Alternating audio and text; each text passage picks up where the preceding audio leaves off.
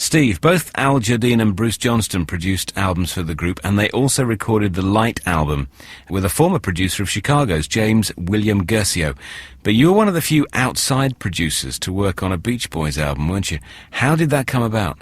Well, it was through Bruce Johnston, actually. I'd first worked with Bruce in around 1977 when he was a producer. And we'd formed a very strong relationship, and it was him that encouraged me to be a record producer. And so many years later, with my success that I had, Jimmy Guercio and Bruce contacted me and said, would I be interested in producing the band? So what do you think they were looking for when they came to you? Well, they were genuinely very excited about the prospect of working with new technology, new instruments, computer technology. This was all out for the first time in the mid-80s. And also, I was one of the first producers with a digital tape machine, and they were very excited about the prospect of working with this, because this allowed lots and lots of layering of the vocals with no loss of quality whatsoever. So before I play you their individual vocal tracks, just have a listen to the completed mix of the tracks. It may not be familiar to everybody. So this track's called California Calling. Now, because this was part of a digital recording session, we used to use what are called work tapes. Now, this was a second piece of tape which we used on a second machine, and we were able to transfer any vocal tracks that we did on this work tape into the master. Again, because it was digital, there was no loss of quality.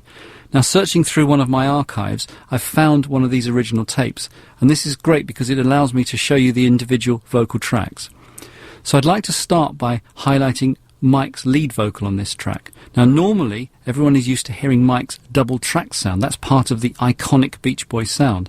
So first of all, here's his original individual track. Now I've joined the surfing nation, and so I'll take a permanent vacation. And now I'm going to add the double track. To the shores of San Francisco Bay, I'll ride 'em all the way to Malibu. And that immediately is what we know and love as Mike Love's sound.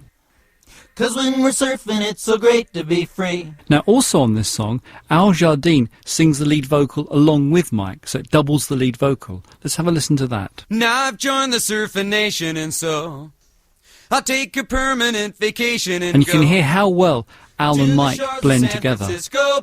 I'll ride 'em all the way to Malibu. Now, the next thing to isolate is the backing vocals. Now, they used to always sing around one microphone to get the sound. And because of the technology and the way that we wanted to go about recording this record, they sang their parts individually in most cases. But combined together, it still gave the sound as if they were all around one microphone. One great advantage of this is we can now isolate the individual tracks. So here, first of all, is Carl's voice.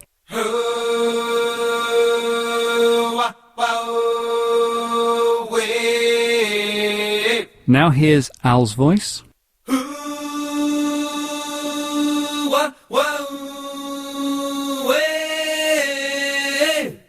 Next is Bruce's voice.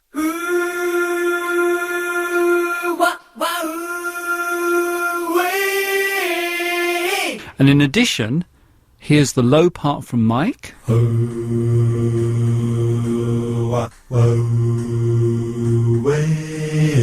a high falsetto part, which is a combination of Bruce and Brian together.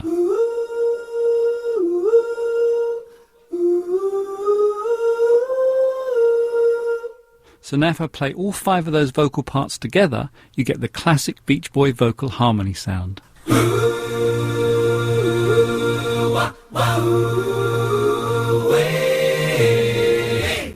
Because we, for the first time, had almost unlimited tracks, when we came to the key change, we added 2 more parts. So now suddenly we were expanding the Beach Boy chord from its traditional 4 and 5 part harmony to actually 7 part harmony. So have a listen to this.